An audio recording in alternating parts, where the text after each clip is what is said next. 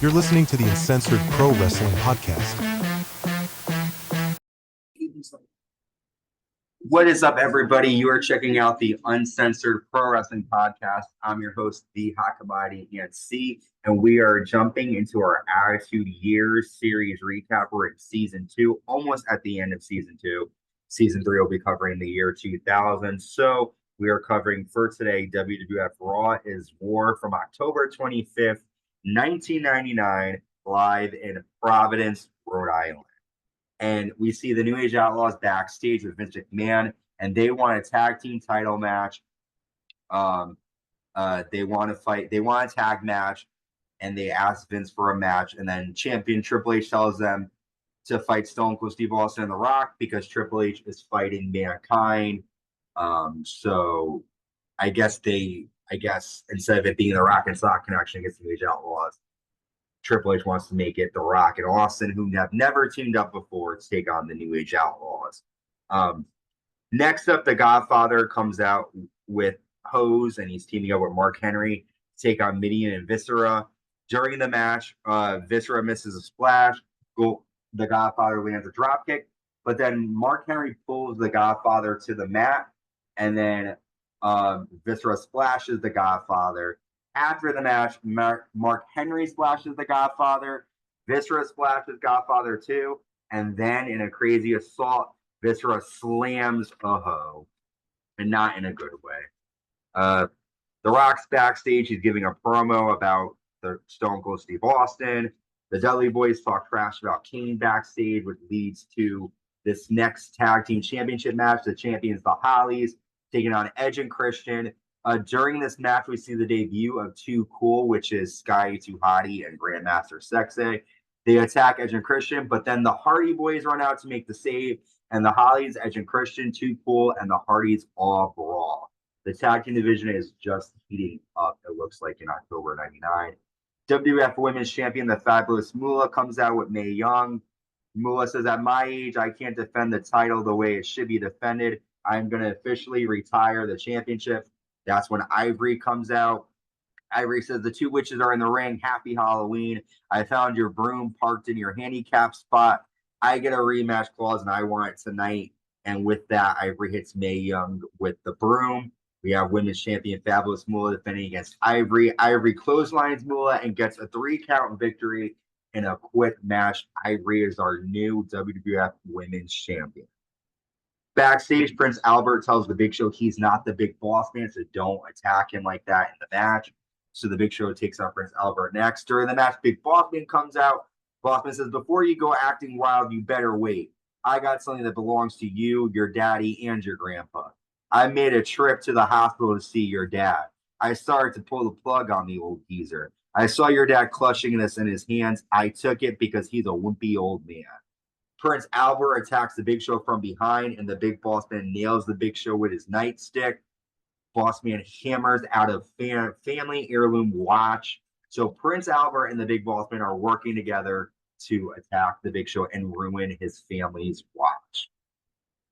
Next up, Intercontinental Champion Chyna comes out with Miss Kitty, and she's teaming with the European Champion D'Lo Brown to take on Chris Jericho and a fan who's at ringside.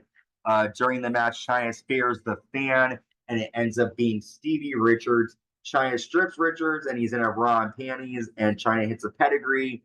Chyna and D'Lo Brown get the win. After Chris Jericho hits Stevie Richards with 2 power bombs and applies the walls of Jericho on Stevie Richards. Next, we have WWF Champion Triple H defending against Mankind. Mankind kicks the chair in Triple H's face and hits Triple H with the title to get a 2 count. Mankind applies Mr. Socko, but Val Venis hits Mankind in the back with a steel chair. Al Snow helps Mankind double clothesline Val Venis to the floor. And Val Venis continues to interfere in Mankind's matches and get involved. Stephanie McMahon is backstage, and she says she's getting her memory back, and she hopes that Tess beats an apology out of the British Bulldog tonight. Kane is backstage with X-Pac, and Kane says Tori said not to say anything bad about Bubba Ray Dudley. He tells X-Pac to let him handle this no matter what. And then the Dudley Boyz attack Kane and X-Pac in the backstage area with trash cans. This is the first time Kane mentions Tori, and it seems like the two of them are going to get involved in the storyline soon. So we got Kane taking on Bubba Ray Dudley. Bubba has Kane's voice box, and he makes fun of him the entire time. The Dudleys low blow Kane, and they attack him. Tori's backstage, and she tells X-Pac to get out there because Kane is his best friend. X-Pac runs out, and the Dudley Boyz leave. So Tori is involved in Kane, and X-Pac kind of waited until the Dudleys left before he went and made the save for his pal Kane. Next up, we have the British Bulldog versus Test in a steel cage match. Test lands a flying elbow drop off the cage, but then the Mean Street Posse attack Test. Shane McMahon climbs to the top of the cage and lands a flying crossbody onto the Mean Street Posse. And then Joey Abs ends up hitting Shane McMahon with a razor's edge.